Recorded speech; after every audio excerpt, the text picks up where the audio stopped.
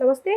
ప్రస్తుతం మనతో పాటు టీడీపీ అధికార ప్రతినిధి లతా సూర్యదేవరావు ఉన్నారు. ఆవిడతో మాట్లాడదాం. నమస్తే మ్యామ్. నమస్తే.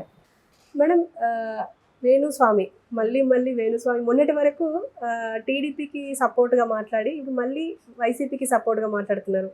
దాంట్లో భాగంగానే ఇవాళ ఇంకో కొత్త న్యూస్ ఏంటంటే 4వ పెళ్లి చేసుకోబోతున్నారు పవన్ కళ్యాణ్ అని చెప్పి. అంటే అందరి దృష్టి అంటే వైసీపీ వాళ్ళ దృష్టి అంతా 4వ పెళ్లి మీదనే ఉంది. ఇప్పుడు వేణుస్వామి కూడా కొత్తగా తీసుకొచ్చేసారు. అండ్ అలాగే ఇంకా సీఎం జగనే అవ్వబోతున్నారు అని చెప్పి స్పష్టంగా చెప్తున్నారు. ఆయనకు మంచి దశ నడుస్తుంది అని అంటున్నారు. అసలు ఏంటి మేడం, మీరేం చెప్తారు దీనికి? అసలు ఆయనకి కరెక్ట్గా జాతకాలు తెలుసా లేదా అనేది కూడా అర్థం కావట్లేదు. అష్టమ శని ఉండే వాళ్ళేమో మళ్ళీ అధికారం వస్తుంది అని అంటున్నాడు. అంటే అష్టమ శని ఉన్న వాళ్ళైతే నాకు తెలిసిన వేరే వాళ్ళని కనుక్కున్నా కూడా జ్యోతిష్యం చెప్పేవాళ్ళని అష్టమ శని ఉంటే అష్ట కష్టాలు పడతారు అనేది అయితే అంటారు.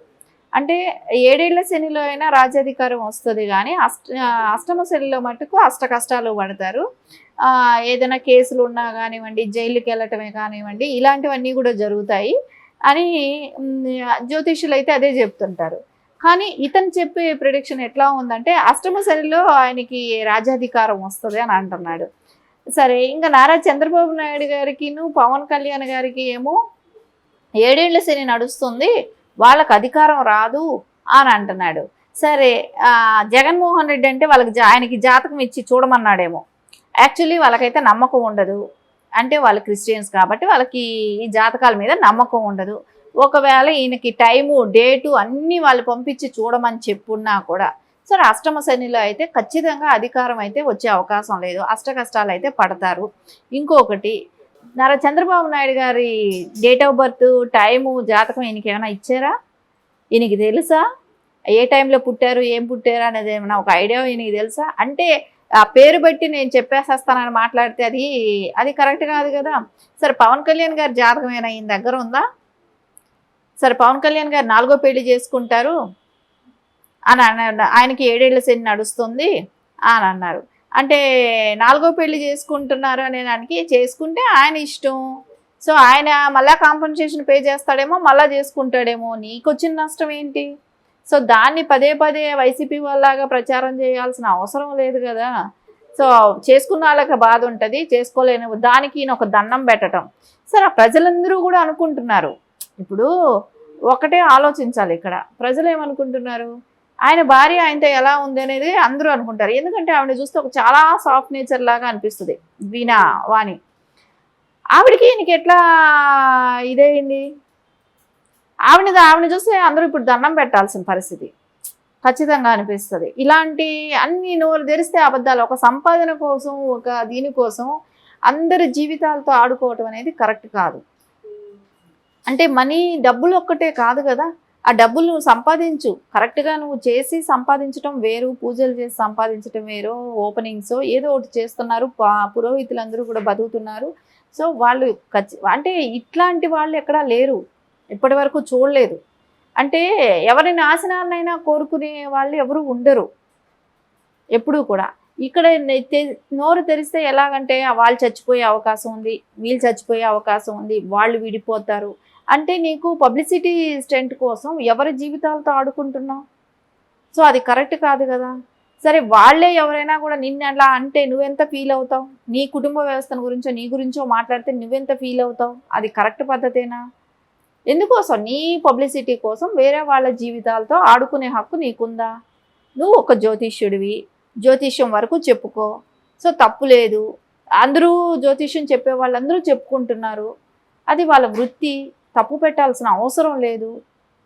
అంతేగాని నువ్వు వాళ్ళకి 4వ పెళ్ళి, వీళ్ళకి ఖచ్చితంగా నేను చెప్పేస్తానని వీళ్ళు చచ్చిపోతారు, వీళ్ళు విడిపోతారు, ఇది సరే ఎవడైనా విడిపోతుంది, ప్రపంచానికి మంచిదా? ప్రపంచ కష్టం అదేమైనా? ప్రపంచం కష్టం అది? ఎవడు విడిపోతే వాళ్ళ ఫ్యామిలీకి ఉంటుంది. సో ఎవరి ప్రాబ్లం వాళ్ళకు ఉంటాయి.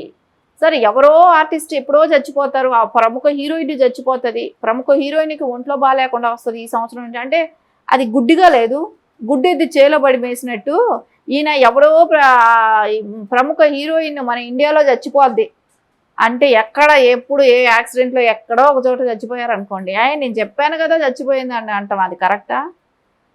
అన్నీ ఇలాంటి పనికిమాలిన ప్రొటెక్షన్ చేస్తూ పనికిమాలిన మాటలు మాట్లాడుతూ 7 ఏళ్ల శనిలో రాజ్యాధికారం అనేది అందరూ చెప్పారు వస్తుంది అనేది. సో 7 ఏళ్ల శని అప్పుడు రాజ్యాధికారం రాదంట, ఈయన ప్రొటెక్షన్ ఒకటి. సో అంటే అందరిది ఒక దారి అయితే నాదో దారి అంటాడు. అంటే ఓన్లీ ఆయనకి పబ్లిసిటీ ఇస్తాడు, పబ్లిసిటీ కోసం ఏదైనా మాట్లాడతాడు, ఏమైనా చేస్తాడు అన్నట్టే ఉంది. కానీ ఖచ్చితంగా ఆయనకి అనిపిస్తుంది ఆయనకి జ్యోతిష్యం కూడా రాదు తెలియదని.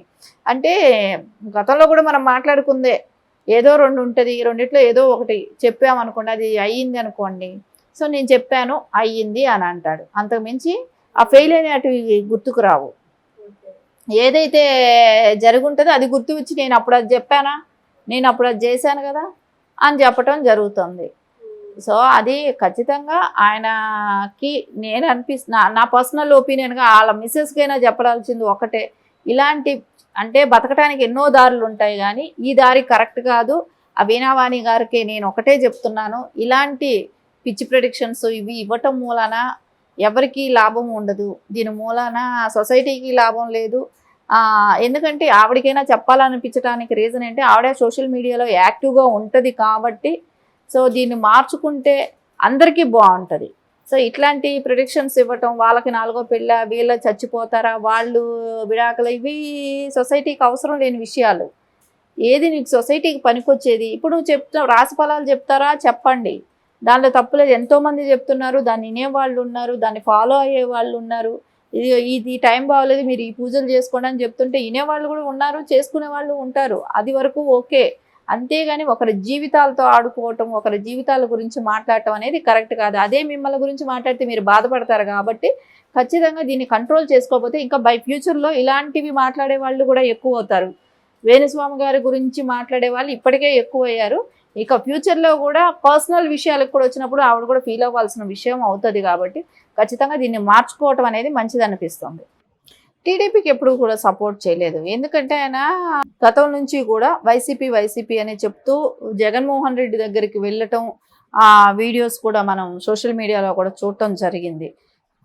ఎందుకంటే రేపు పొద్దున జగన్మోహన్ రెడ్డికి ఓడిపోతున్నాడు అనేది స్పష్టంగా అందరికీ తెలుసు. కాబట్టి ఇది నమ్మే వాళ్ళు ఎవరైనా ఉంటే, అంటే రేపొద్దున క్యాడర్ వెళ్ళి కౌంటింగ్ ఏజెంట్గా కూర్చోవటానికి కూడా లేని టైంలో ఇలాంటి వేణుస్వామి లాంటి వాళ్ళతో ఇట్లాంటి ప్రిడిక్షన్ లాంటి చెప్తున్నప్పుడు వాళ్ళకు కొంచెం ధైర్యంగా ఉండి వెళ్ళి కూర్చుంటారేమో అని ఒక భ్రమతో జగన్మోహన్ రెడ్డి అండ్ అంటే వైసీపీ వాళ్ళు చేయిస్తున్న పని. సో ఈయన ఏంటంటే పేమెంట్ పెడితే ఏ పనైనా చేస్తాడు. సో ఇప్పుడు ఒక అబద్ధమే కదా చెప్పే అనుకో, లైఫ్ సైట్లు అన్నట్టు ఉంది. ఎవరికి వాళ్ళు చెప్పే అబద్ధాలు కూడా అలా ఉంది. సో దీని మూలన ప్రజల్ని డిస్టర్బెన్స్ చేయటం, వాళ్ళని డైవర్ట్ చేయాలని చూడటం, ఇలాంటి పనులు జరుగుతున్నాయి. కానీ ఓన్లీ మనీ సంపాదన మీదే వీళ్ళు ఇవన్నీ కూడా పనులు చేస్తున్నారు. కానీ డబ్బుల కోసం ఏదైనా చేస్తారు. అంటే రేపు పొద్దున కెరియర్ పోయినా నేను లైఫ్ సెటిల్ అయ్యే అంత డబ్బులు వాళ్ళు ఇస్తున్నారు కదా. సో దీని మూలాన నాకు వచ్చిన నష్టం ఏమీ లేదు. మళ్ళీ రేపు పొద్దున దానికి ఏదో ఒకటి చెప్తాడు కదా, ఆయన జాతకంలో ఇది ఉన్నింది, నేను అది చూడలేదు, సో అది నాకు కరెక్ట్ జాతకం వాళ్ళు పంపలేదు, ఆ టైం తేడా ఉన్నింది, అందుమూలాన నేను వేసిన లెక్కల్లో తప్పు వచ్చింది, ఆయన టైం ఇప్పుడు నాకు తెలిసింది కాబట్టి ఖచ్చితంగా ఆయన ఓడిపోతాడు అనేది, ఆ టైం ప్రకారం అయితే ఓడిపోతాడు, ఆయన ఓడిపోయే అవకాశాలు ఉన్నాయి అని చెప్తాడు. మళ్ళీ మామూలే. సో మళ్ళీ నార్మల్కి వచ్చేస్తుంది. మళ్ళీ ఇదే మాటలు ఇదే పని. దాని మూలన ఖచ్చితంగా అయితే వేణుస్వామి గారు చెప్పే మాటలు ఏది కూడా ప్రజలు నమ్మాల్సిన అవసరం లేదు. ఆయన ఇచ్చే ప్రొడిక్షన్స్ ఎప్పుడూ కూడా కరెక్ట్ కాదు. రెండిట్లో ఏదో ఒకటి అన్నప్పుడు ఒకటి జరుగుతుంది, ఒకటి జరగదు. అట్లాంటి వాళ్ళ మాటలు నమ్మాల్సిన అవసరం కూడా లేదు. వాళ్ళ వీడియోలు చూసి మనం ఇది చేస్తే వాళ్ళని ఎంకరేజ్ చేసిన వాళ్ళం అవుతాం. కానీ సో ఖచ్చితంగా అలాంటి వీడియోలు కూడా ప్రజలు చూడకుండా ఉండటం కూడా ఉత్తమమే అనిపిస్తుంది. Okay madam, thank you.